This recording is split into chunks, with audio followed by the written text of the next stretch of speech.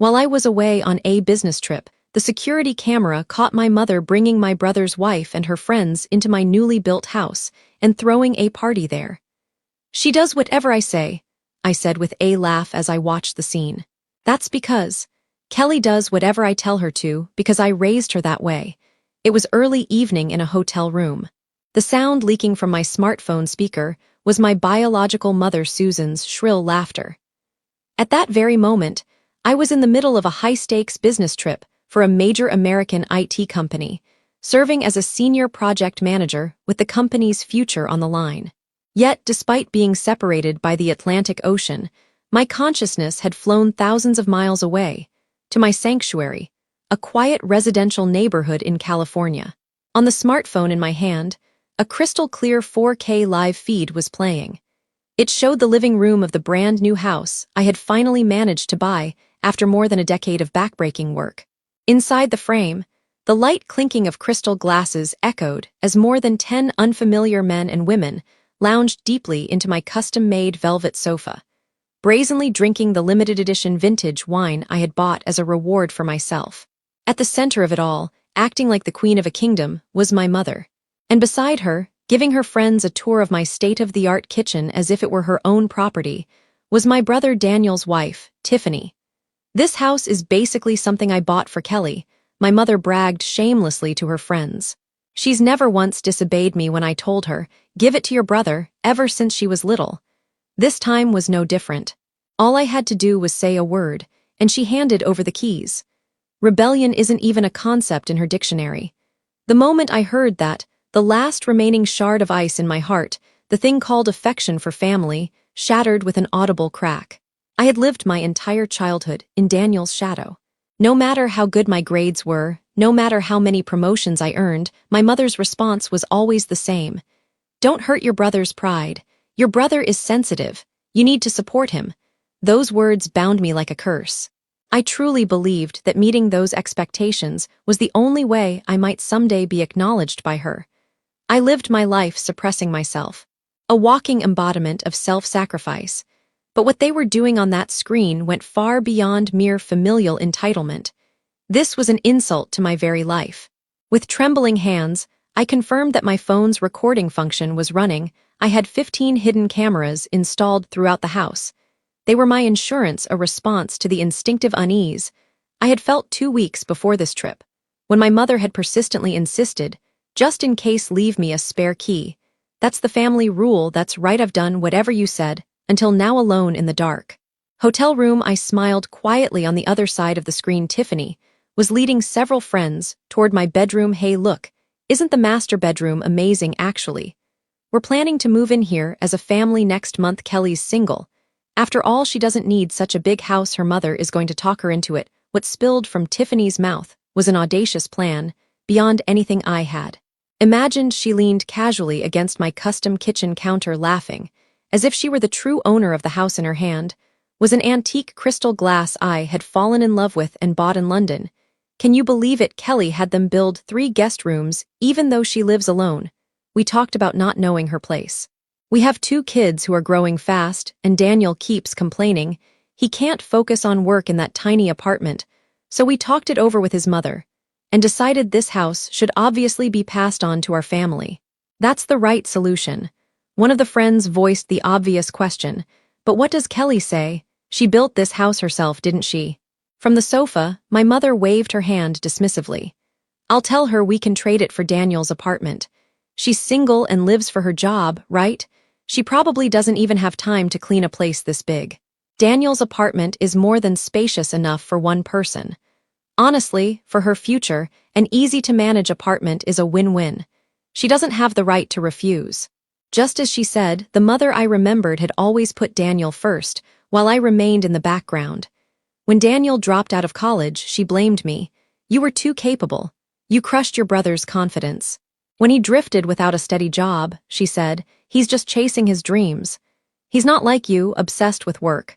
Even so, I kept telling myself that one day she would acknowledge me. But when I watched them casually open my closet and mock my treasured clothes as dull and tasteless, I finally woke up. To them, I was never family. And that party wasn't just a casual gathering. It was a celebration in advance, an invasion plan to create a fait accompli and seize my house while I was gone. What shocked me even more was what my mother said next. Before she comes back, next month I've already had contractors give me estimates to remodel the study upstairs into a kid's room. Blue walls would be nice. When she gets home, we'll just tell her it's already decided. My fingertips were shaking with rage, yet my mind was eerily cold and clear. I opened a messaging app. It was a message to someone I had been secretly coordinating with for the past 2 weeks, ever since this trip was scheduled. Everything is going according to plan. No, we've had more harvest than expected. As I calmly watched the crimes unfolding on the screen, I began the countdown to my counterattack. Moreover, my mother's outrageous behavior didn't stop at turning my living room into a party venue. When I switched camera feeds, I saw that she had broken into my home office. That room was where I kept important work documents and managed my personal financial records. With practiced ease, my mother opened each desk drawer one by one, rummaging through their contents. Oh my, she has this much saved. Then we can put it toward Daniel's new business. Honestly, living so lavishly all by herself, she used her smartphone to photograph bank statements and investment documents I had carelessly left behind. This was a blatant invasion of privacy, bordering on illegal access. She was completely possessed by a warped sense of control, convinced that what belongs to my daughter belongs to me. Then another camera captured a scene so shocking I was left speechless. Tiffany had entered my master bedroom and was opening the drawers of my dresser. What she pulled out was a small velvet box. Inside was a large diamond necklace left to me years ago by my late grandmother, who had said, "Find your happiness through your own strength." Its appraised value was around $20,000, but to me it was priceless. Far more than money. It was the only tangible keepsake from the one person in this world who had loved me unconditionally. Tiffany held the necklace up to her neck and gazed at herself in the mirror, smiling dreamily. "This is beautiful. Someone like Kelly, a work-obsessed career woman, doesn't suit something that shines like this. This is something I should wear, as the woman worthy of this house." Without the slightest hesitation, she tossed the necklace deep into her designer handbag. She was caught in the act of theft at that moment. The word family vanished completely from my heart. The instant I discovered the footage in my hotel room, I sprang into action. I packed my bags, checked out, and headed straight for the airport. I caught the last flight, arranged a lawyer and a private investigator midair. And just 12 hours after the discovery, 1 full week earlier than the return date I had told my family, I arrived back at my home in California, in the taxi on the way from the airport. I checked my phone again. The party had grown even more out of control. Wine was being spilled over my highest-end bedding as my mother and the others laughed hysterically. They still hadn't realized it. They were standing on the edge of the biggest cliff of their lives. That the daughter they thought was completely obedient had transformed into a beast, showing her fangs. On the flight, I spent the coldest, most calculating hours of my life. I saved every single recording of the looting unfolding on my screen while remotely configuring my home security system to prepare a silent police alert. I wasn't betraying my family. I was simply exterminating pests that were devouring my life. As I repeated that to myself, the guilt that had chained me for years, the need to be a good daughter, vanished as if it had never existed. I returned to California 1 day earlier than the date I had told my family. I got out of the taxi at the corner of my street and walked alone through the quiet, night-shrouded neighborhood. Only my house was blazing with gaudy lights like Christmas decorations, blasting wildly out-of-place dance music. I stopped in front of the door and took a deep breath. Then, quietly, I opened it. No one noticed the soft click of the smart lock disengaging. From the living room came loud music and familiar, vulgar laughter. "Oh, let's open another bottle of wine." It was Tiffany's voice. Around her neck sparkled the necklace she had stolen that day. My grandmother's. I walked forward step by step into the living room, then I turned on all the lights. "Good evening, everyone. You seem to be having quite a good time in my house." As if in a movie scene, time froze. Daniel, who had been sprawled arrogantly on the sofa, jumped to his feet.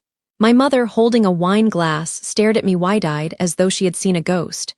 "Kelly, why are you here? You weren't supposed to be back yet." Her voice was shaking. "My work wrapped up earlier than expected." But more importantly, Mom, who are these people? And what are they doing in my house without my permission? I made sure my voice remained calm and icy. Tiffany hurriedly cut in. Oh, Kelly, welcome back. Didn't your mom tell you? We were asked to look after the house while you were away. This party was just an early celebration for your promotion. Look after the house? A celebration? I let out a short, derisive laugh. Tiffany, where did you get the necklace you're wearing? That's my grandmother's keepsake, locked away in the back of my dresser. I watched the color drain from her face. She instinctively clutched her neck. Well, this is. Your mother lent it to me, right, Mother? My mother raised her voice desperately, trying to maintain appearances. That's right, we're family. What's wrong with lending things to each other once in a while? Kelly, how could you say something like that in front of our guests? Hurry up, greet everyone properly, and bring more champagne. The same commanding tone as always. She still believed I was under her control. A greeting? Refills? No, that won't be necessary. As I stepped aside, two men who had been standing behind me entered the living room with calm authority. Who are you people? Kelly, what do you think you're doing bringing strangers into my house? My mother screamed. Without changing their expressions, the men slid their business cards across the table. Strangers is a bit offensive. I'm Owen, a lawyer representing Kelly. And this is Walker, a private investigator. We're here tonight to protect the Kelly you believed. Was completely obedient. Oh, a lawyer, the color drained from Daniel's face. The person I had been messaging during my business trip was not one individual, but these two professionals I had hired specifically for this situation. One was Mr. Walker, a private investigator highly skilled at gathering evidence of trespassing and asset misuse. The other was Mr. Owen, a ruthless lawyer renowned for winning cases with merciless precision. I had signed contracts with both of them the very moment my instincts sounded the alarm, right after I handed my mother the spare key. Shall we reveal the trick? I turned on the massive 85-inch television in the living room and wirelessly connected my smartphone. Since everyone's already here, let's watch the highlight reel of today's party together. The screen lit up with footage from several nights earlier. In crystal clear 4K resolution, my mother Susan could be seen laughing loudly, saying, Kelly does whatever I tell her. Tiffany appeared next, openly discussing her plan to force Kelly to trade the house for Daniel's, and then, the exact moment Tiffany slipped the necklace into her bag, captured from a perfect angle, the guests began to murmur. Wait, is this real? Trading someone house without permission? Are they insane? So that necklace was stolen. My mother and Tiffany stood frozen, unable to utter a word. But my offensive wasn't over, yet this footage is being live streamed on social media. As we speak, I turned my phone toward them. Yes, I had pressed the live stream button. Just before entering the house, among my followers were colleagues from my company, industry contacts, and, quite intentionally, several of Daniel's co-workers. The title read, Surprise Return Home. What's really happening in my house? We currently have over 3,000 viewers. Daniel, it looks like your department manager is watching. He just commented. I can't believe an employee I thought was hardworking is trying to take over his sister's home. Daniel's face contorted. Stop it, Kelly. Turn it off. Delete it now, he screamed, lunging toward me. But Mr. Walker subdued him instantly, gripping him with arms like steel. It's useless, Daniel, and it's not just the video that's been recorded. He tossed several documents at Daniel's feet. What the HLL is this? Your so-called success as an IT consultant. The massive investment deals you bragged about. All fabrications created to justify stealing your sister's house. Our investigation shows your company hasn't secured a single legitimate contract. In its first year, worse, you've been delinquent on your apartment's maintenance fees. For 6 months, in other words, you weren't moving into this house. As a successful man, you were trying to crawl into your sister's home because your life had collapsed. Daniel's knees began to shake. That's not true. I'm going to succeed. With this house, I'll look credible. Then I can land big contracts. So you plan to throw your sister out for that? I asked coldly. I mean, we're family. It's just a little help. A little? What you tried to do was strip your sister of her entire life and literally leave her homeless, behind her back. And you still want to call that family helping family? Daniel lost all strength, collapsing to the floor, his mouth opening and closing like a fish, unable to speak. Kelly, have you lost your mind? How could you expose your family like this? After everything I did to raise you, have you forgotten that? My mother pointed at me with trembling fingers. Her eyes weren't filled with anger, but with terror. The terror of watching the control she had built over decades crumbled before her. A debt of gratitude? I stepped closer, looming over her as she sank to the floor. Oh, I remember it perfectly. How you always put my brother first, how you used my tuition money to pay off his debts, and how you just told me to hand over this house, the one I nearly worked myself to death to earn, to his family. I remember every word, every single one. My mother turned her face away, but I didn't let her escape. Mom, you knew Daniel was behind on his apartment maintenance fees, didn't you? You didn't hesitate for even a second to sacrifice your daughter to save your son. Isn't that right? I looked at my mother with open contempt. Up until today, I was still hoping somewhere deep down for even a trace of love from you as my mother. But what you threw away in the trash in my study wasn't just the renovation estimates, it was the very last shred of mercy you had left for me. With a cold smile, I tapped my smartphone. Look. The viewer count has passed 50. The comment section is exploding. This mother is the textbook definition of toxic. Using your daughter's house to pay off your son's debts is scarier than modern horror movies. No, that's a lie. It has to be a lie. My mother collapsed weakly to the floor. So what if it is? That was when Tiffany spoke up. There was no trace of panic in her eyes, only a murky, defiant gleam as if she had decided to double down. Daniel's failures are all your fault. You built this ridiculous mansion all by yourself and flaunted it. That's why Daniel lost his confidence and couldn't focus on his work. You crushed your brother's pride. So handing over this house as an apology is the bare minimum of decency a family owes. I couldn't believe what I was hearing. We've been trapped in that tiny apartment living miserably while you get everything to yourself. We even prepared a return gift for you. The honor of being remembered as the woman who gave up her house to save her family. She had known about her husband's lies from the very beginning. Instead of stopping him, she chose to sustain their luxurious lifestyle by draining her sister-in-law's assets. To her, I was nothing more than a convenient wallet. Mr. Owen stepped forward and pulled several documents from his briefcase. Tiffany, according to the appraisal certificate, the necklace you placed in your bag is a top-grade diamond, valued at approximately $20,000. Concealing it without the owner's consent, with the intent to claim ownership, constitutes theft under criminal law. Additionally, unlawfully using the house key, inviting multiple individuals inside, and hosting a party qualifies as trespassing and property damage. A criminal case? This time, Tiffany's face froze completely. The crystal glass she had been holding, one of my favorites, slipped from her fingers and shattered across the velvet sofa, splashing wine everywhere. Oh, that glass was custom-made, too. $500 per piece. Please add it to the compensation list, Mr. Owen. I started calmly. Then I slammed another stack of papers onto the table. There were dozens of copies, each showing traces of someone practicing my signature. This is a draft of a property ownership transfer agreement that was being prepared behind my back. Tiffany, the hidden camera in my bedroom clearly recorded you practicing my signature for a so-called gift transfer. This isn't family entitlement, it's premeditated document forgery. And attempted fraud, yes, that's right, your signature is easy. You've always written yes to anything your mother told you. I figured once the paperwork was ready, we could just talk you into it afterward. You were never going to resist us anyway, right, mother? That what you said to my mother hung her head in silence, but she didn't deny it.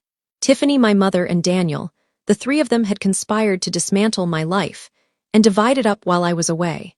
That brutal truth was fully exposed. At that moment, red and blue lights began flashing through the windows. The police vehicles Owen had arranged in advance had arrived. Well then, the party is over. Everyone, this way to the exit. Oh, and for the guests as well. We'll need to see your IDs. You'll be questioned as accomplices in unlawful entry. The partygoers rushed toward the door in panic, but officers were already blocking the entrance. Wait, we were just invited. Susan said it was her house and we could come freely. The guests began scrambling to shift blame. My mother stared blankly at the ceiling, her eyes hollow, listening to it all. As the officers entered the living room, Tiffany began screaming hysterically. I didn't do anything wrong. This was all my mother-in-law's idea. I just did what I was told. Tiffany, how could you say that? The mother and daughter-in-law turned on each other in a grotesque display. This was the true face of the so-called perfect family. The police searched Tiffany's bag and recovered my grandmother's necklace. She was caught red-handed. Her screams, as she was handcuffed, echoed emptily through the soaring atrium of my new house. The next day, despite having just returned from an overseas business trip, I was sitting in Owen's law office. Across from me sat Daniel, utterly exhausted, and my mother, temporarily released on bail. Tiffany was still in custody. Kelly, isn't this enough now? Tiffany is deeply remorseful. And we know we were wrong too. Please withdraw the charges. We're family, aren't we? This is so humiliating. I can't even walk outside knowing people are watching. Even then, my mother was worried about appearances. I slammed several documents onto the table. These are the materials proving the house swap plan you pushed forward while I was away. Not just contractor estimates, but even draft authorization forms where you attempted to forge my signature. I restored them from the trash bin in my study. These actions may also constitute attempted forgery of signed private documents. Owen added quietly, the unlawful house swap scheme you attempted to force through involved a power of lawyer forged by imitating Kelly's handwriting, as well as draft gift agreements. All of these have already been submitted to the police as evidence. Daniel, the delinquent status of your apartment fees is also highly compelling evidence establishing motive for this attempted illegal exchange.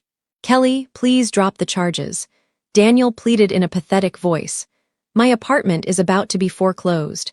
If we're kicked out of here too, we'll have nowhere to go. Did you ever stop to think about that when you were trying to dump that foreclosed apartment on me and steal this house for yourselves? I asked icily. You too, Mom. You were perfectly willing to force your own daughter to live in an apartment on the brink of foreclosure, just to save your son, as if you were throwing me away like trash. My mother looked away, clutching her handkerchief with trembling fingers. Kelly, your brother is a sensitive child. If you just endured a little more, everyone could have been happy. That endurance was used up 20 years ago. I nodded to Owen. If you want me to withdraw the charges, there are 2 conditions. I looked my mother and brother straight in the eye. First, you will immediately pay $100,000 covering damages to my furniture and property, emotional distress, and the attempted theft of my necklace. $100,000. That's impossible, Daniel shouted. Then sell your car and all of Tiffany's luxury items. The apartment is already worthless. Second, you will agree to a permanent restraining order, no contact ever, and formalize it in a notarized agreement. If you so much as step onto my property or attempt to contact me, even once all criminal charges will be reinstated immediately. Please, don't be so cold, Kelly. You are always my proudest. My daughter tried to guilt-trip me with tears, but I knew her words were a lie. I was never her proud daughter. I was merely a resource she could be proud of using. Goodbye, Mom. Kelly, who lives by your commands, died during that business trip. From now on, I'll live my life. For myself. In the end, they accepted every one of my conditions. Rumors spread through Daniel's workplace. He was removed from a key project and effectively demoted. Unable to endure the cold stares of his colleagues, he resigned a few months later under the guise of a personal decision. Tiffany received a suspended sentence after being convicted of theft and became locally infamous as the thief's wife. She was completely ostracized from the mommy group she once boasted about and eventually fled with Daniel and their children to a small apartment in the suburbs. And my mother, the very thing she feared most, the collapse of her public image, came to pass in the most absolute way. Clips from the live stream spread online and remained there almost permanently. The word obedient became the chain that strangled her own reputation. Friends who once surrounded her drifted away, one by one, a few weeks later. I was sitting on a newly purchased sofa, sipping coffee in my quiet living room. Every lock in the house had been replaced with the latest biometric security system, and I had signed a special contract with a private security firm. My phone buzzed. It was a message from Owen. All settlements are complete. We've confirmed full payment from them. You're truly free now. I turned off my phone and gazed out at the California sunset beyond the window. The little girl who once trembled, constantly watching her mother's expression, was gone. This spacious house is no longer a place for others to seize. It has become my sanctuary, a place where I could breathe freely as myself. The house is filled with a silence I had never known before, and with it, a quiet certainty of happiness. My newly built house becomes a true home, quiet, peaceful, and free of intruders.